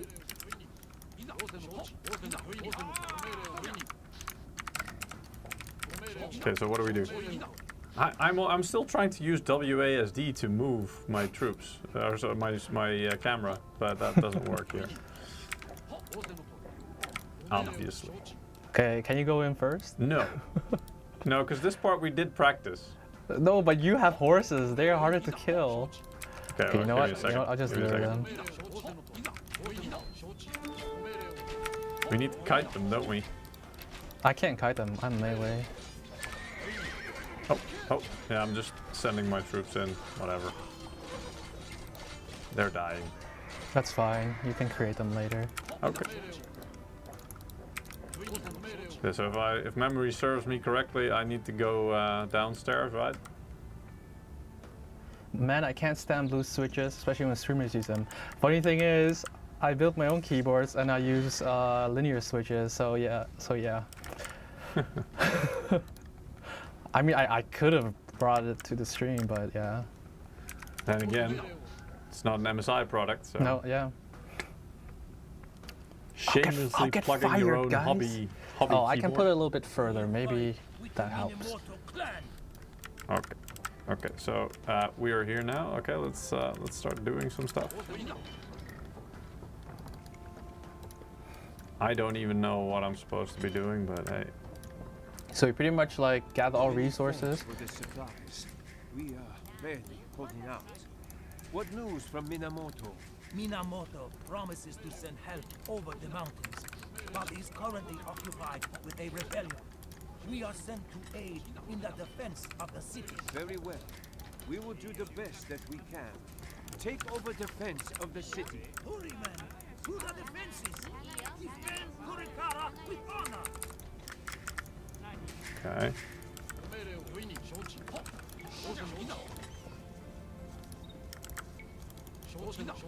So I'm gonna put my wood choppers to work.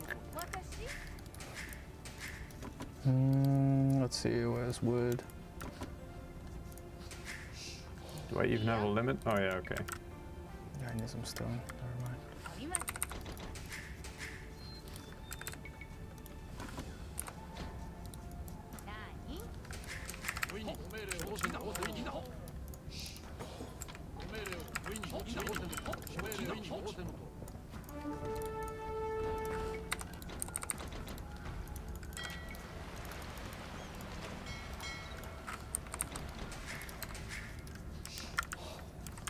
Actually, where's my market? Here.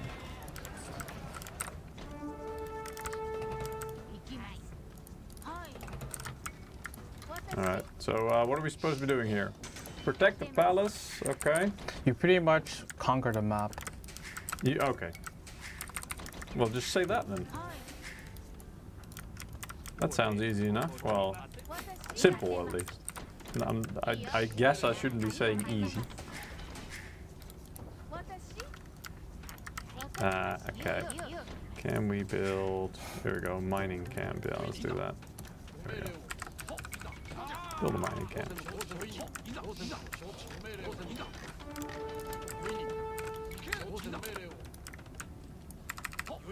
This looks very cinematic. It does, yeah. He's using all 165 FPS. Yeah, pretty much.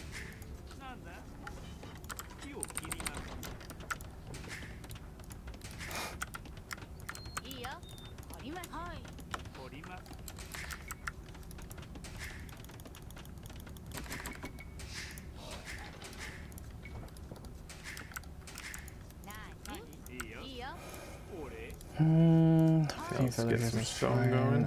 Wait, how much is my population limit? 150 each.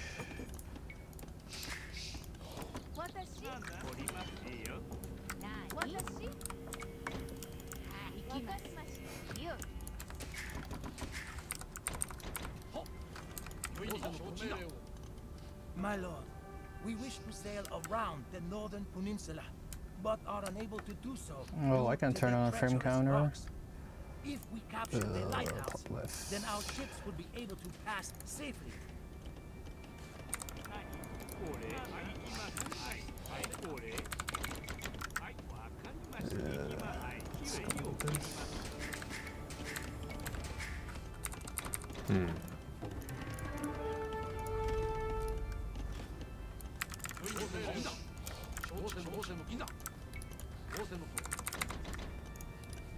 Still here.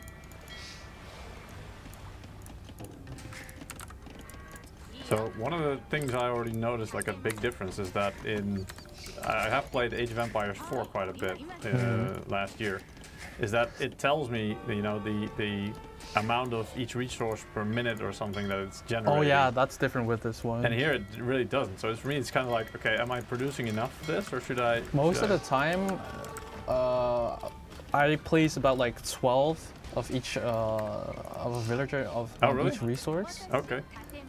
When the population limit is like 150. Okay. Okay,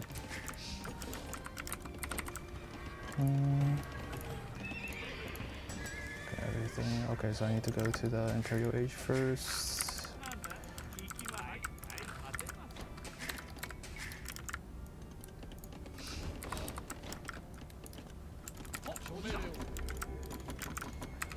Okay. Oof. Trying to work on my economy.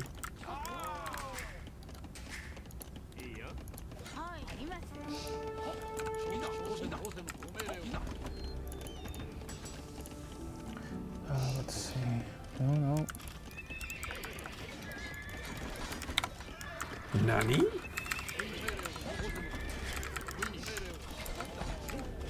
I have no idea what's going to happen in a minute, like with the mission, where enemies are going to come from.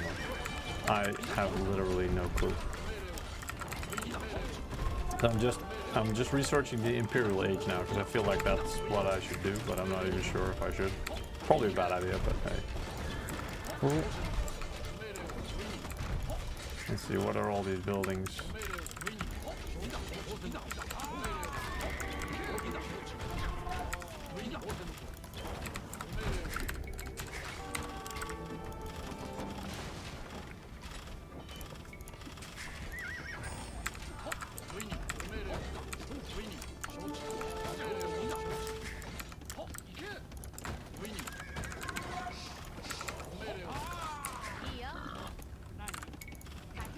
Ships attacking.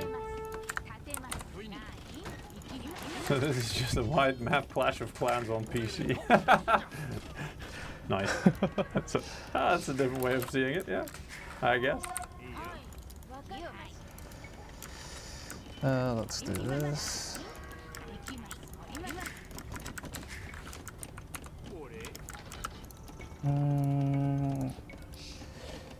Think I can build one here. So I have no idea which units or research is good. I'm just gonna see if I can cover as much as possible.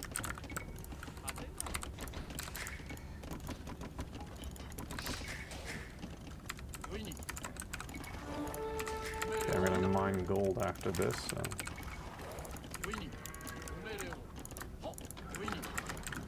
So you know where they're gonna come from, right?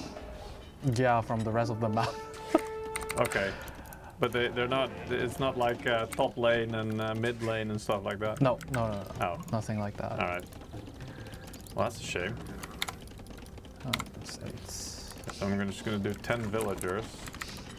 I'm going to send them here to start mining gold. I feel like that's the thing to do right now. Let's do some improvements. Faster wood gathering, that's nice.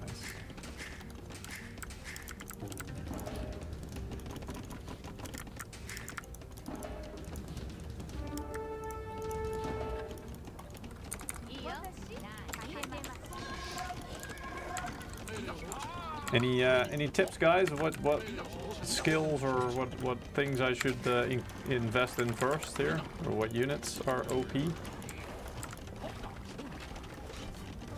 So the Japanese are known for the military units, so like melee units, so not horses or. So your focus is best to like focus on those units, okay. And melee units you can actually foot soldiers. Let's call them that. Yeah. And you can buy them in the barracks and in the castle. So their samurais are like their unique units. So I shouldn't do men-at-arms or spearmen. They are foot soldiers, so they are good, yeah. Okay.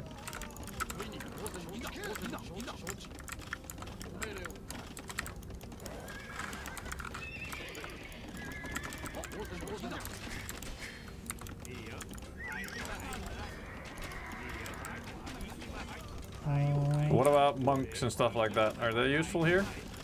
Yeah, they are, but they require a lot of like macro. Okay. What about anything in the university? I remember those things that they got pretty powerful upgrades there as well. But Yep, they're also good. so I should do them all, or what? Depends what your focus is. Everything. I don't know. But to be honest, the only upgrade in university that I would consider upgrading is. We need to escort a cart. Yeah, you can. I don't think they're gonna attack it. I just pressed it to my castle. Okay. Oh, they are gonna attack it. Oh no, that's you. Yeah, I'm just sending some troops there. I'm not sure. Oh, let's see.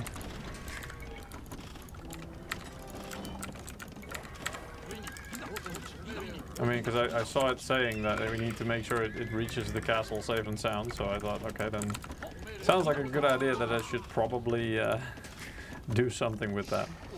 Yeah, it will give you resources, but I don't think you get that, right? No.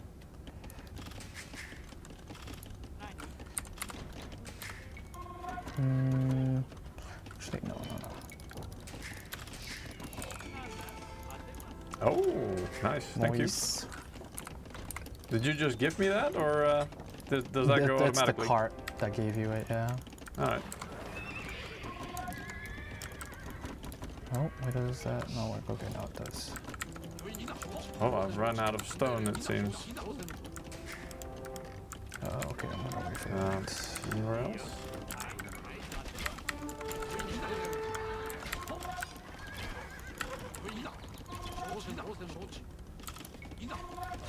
Alright, even faster wood chopping, but wood's not a problem, it seems. It's fine.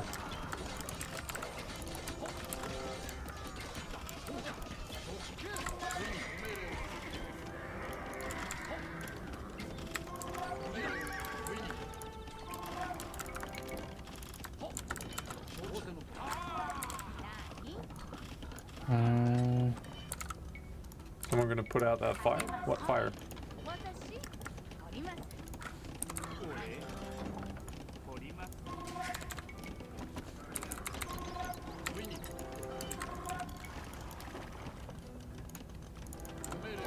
Okay, I'm just gonna invest in infantry then now. My samurai. Is that anything good here? No. Not really. Okay.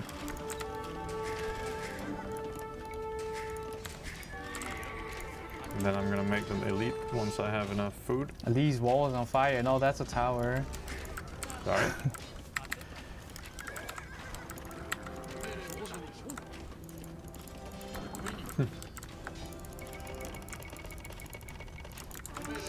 He's on fire. Wait, what's this? That's an enemy? That's an enemy. Boy, what are you doing? Oh.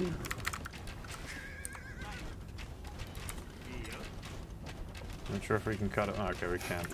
I'm not gonna put out that fire. It's gonna waste. It's gonna waste me. Like I'm not gonna waste resources on that.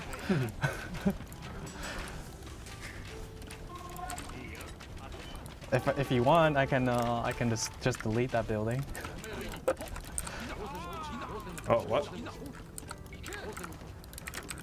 Yeah, you can press, like, if you click on a unit or a building, you can just press delete and it kind of like deletes it. I know, but the thing is, why would they be stuck? Stuck? Yeah, I created units here and they kind of spawned in a place where they're stuck. Huh? Where? Yeah, that sucks. Anyway, it's fine, I guess.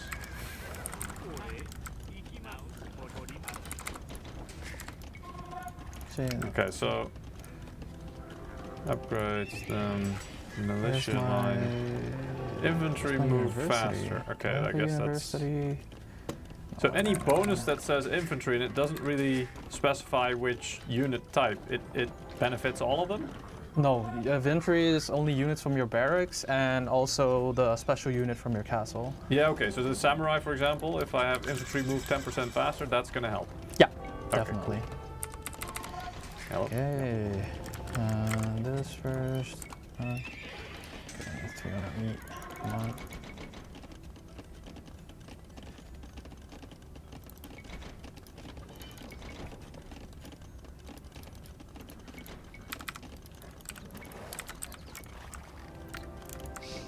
So I'm actually producing way more wood than I need.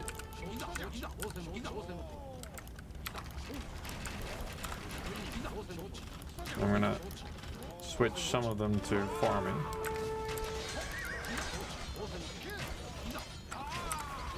There we go.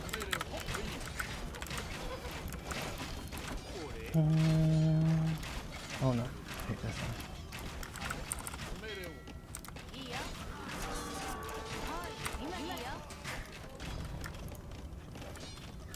Because food is a thing I am a little bit short on. Can all of these guys move? There we go. That's more like it.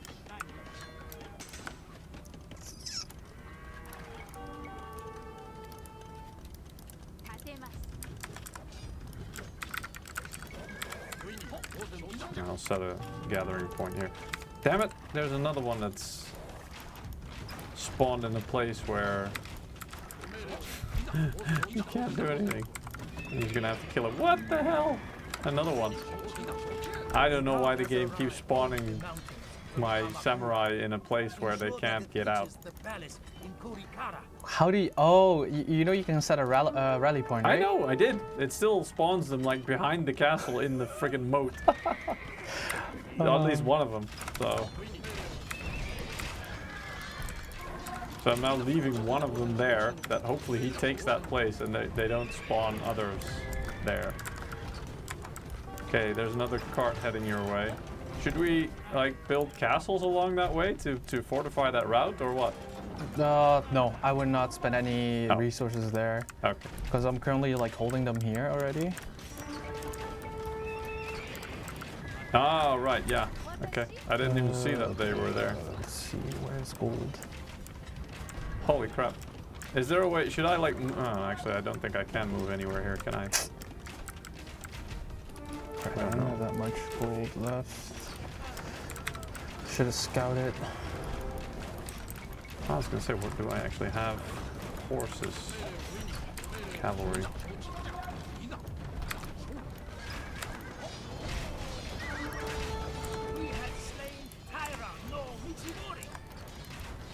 Oh, nice. So you're basically defeating them all by yourself, are you? I'm kind of like, yeah, already attacking. Yeah. Oh, it's fine, it's fine. No worries. I'm just gonna explore a little bit down here. Oh, that's okay. That's a mistake. Yeah, that's a mistake. Mistakes were made. Curiosity killed this player. Oh. Okay. Okay. So they don't wanna come down here. Where are my? Oh god. Okay. I need to find another resource thing node. Because my gold and stuff is all gone. Okay, here's my arrow guys. I don't even know how to say that.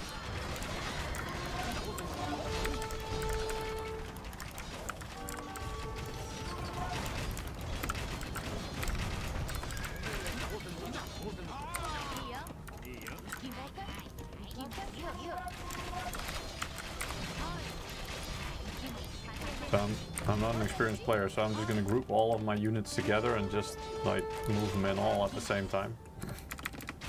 That's probably a bad idea, but hey, it is what it is.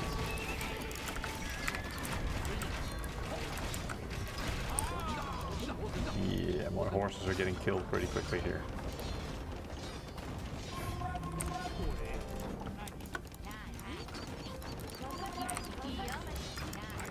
And I probably need some siege equipment. Let's see what do I do here. I can build a castle here.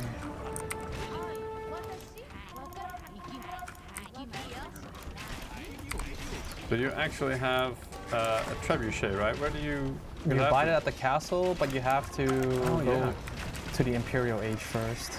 Yeah, I am. No worries about that. Damn, I'm out of gold.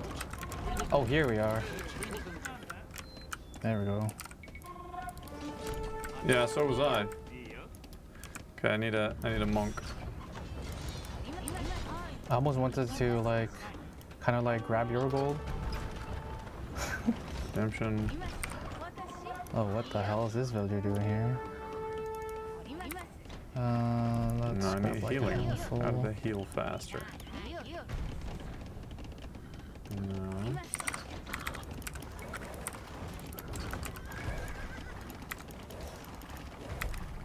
Oh, okay. Okay, go on, heal some people.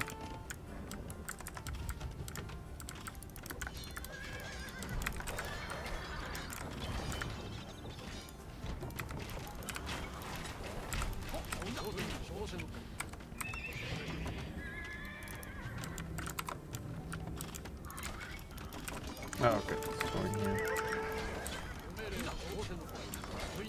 Right, so he's doing the healing.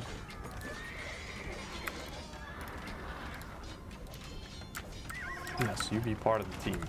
Do you get a senior citizen discount on subs here? We don't. I don't think we have subs enabled because. No. I don't think so either. Alright, let's see if we can find any more resources here.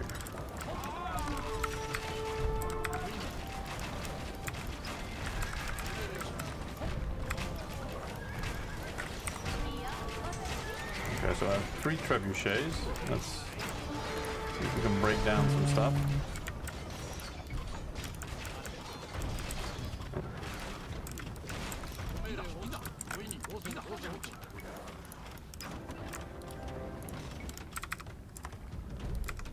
Wait, I need something with line of sight. Do you have like scout units here that can see farther? You have them in your stable. Stables? Yes, Light scout. infantry. Is that the same as a scout? Which one? Yeah, light infantry. Okay, fair enough. Ground patrol, nah.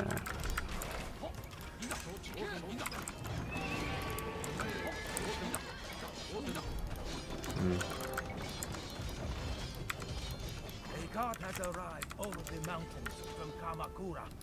Ensure that it reaches the palace in Kurikara. Arbalester, let's see, so it's archer.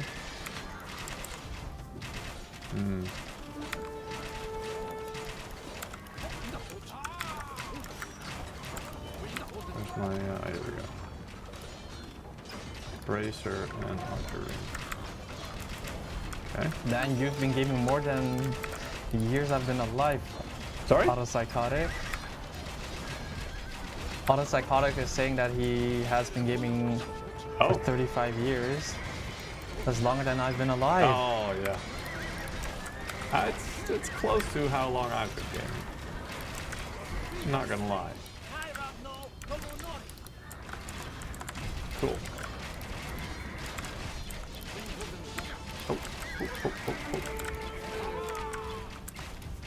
Okay, cool. Let's move all my units here. And especially these things. Do I have Trebuchets. orders anywhere else? Ooh. Oh shit. Let's go back.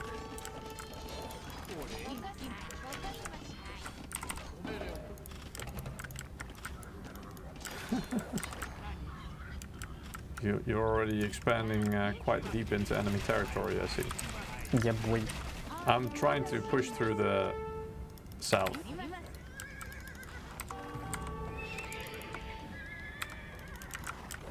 Come on.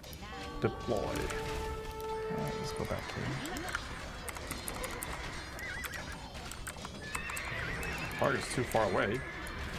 Nah, it isn't. Uh-oh. No, guys. Pull back. It's the classic bait and switch here. Trying to pull us into a trap. Okay. I think... Did they kill my... That's a cavalier. Where's my light? Oh, here we go. Light cavalry. You go stand here. Make sure we can actually see the enemy. Oh, okay. That doesn't work.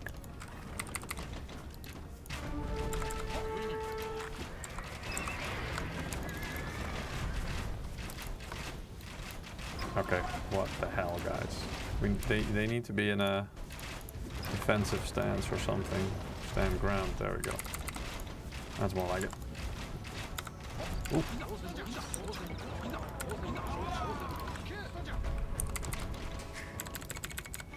Uh-oh. That's gonna kill a couple of units.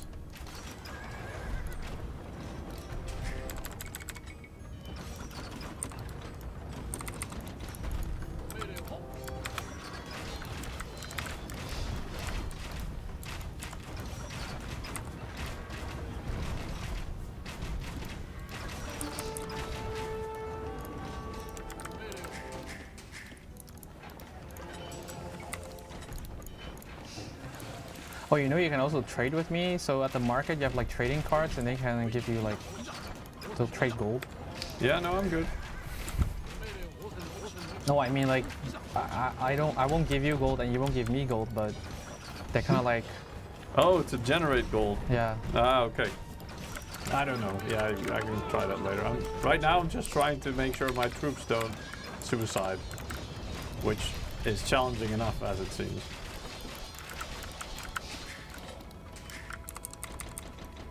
Okay, let's see if we can attack some enemy units here. Do you still want to continue though? It's Huh? 6:15. Do you still want to continue? Yeah, we can close the stream in a bit. Hmm? We can close the stream in a bit. Let's cause a little bit more mayhem, and then it should be fine. Did the Imperial Japanese forces even have trebuchets? I don't know. Didn't they go for gunpowder right away? I don't know. I don't know. I think some things are not like historically accurate. Probably. Oh, okay, we're gonna get Here, see, they went destroyed straight to here. cannons. Come on. Okay, that's not helping.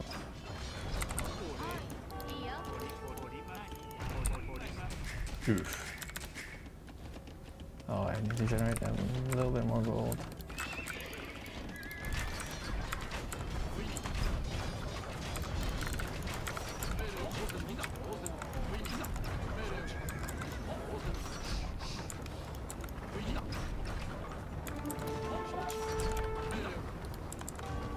Let's move my trebuchets in here. I can start messing up their base. Oh. Oh. Nice.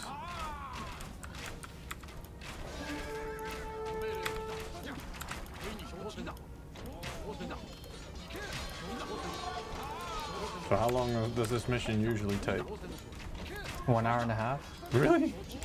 I've had missions where it took even longer. Days. No, not days. No, Oh, no, okay. no, no, no. I think the longest mission that I've had, I think was like 3.5. All right. But I didn't play like, I would divide it between days. A guard has arrived over the mountains from Kamakura. Ensure that it reaches the palace in Kurikara. Oh, there's an enemy Another lord cart. here, I think. We have slain Taira no Tsunemasa. Oh, cool. I've slain somebody. Oh no, you know what? I'm gonna end this here.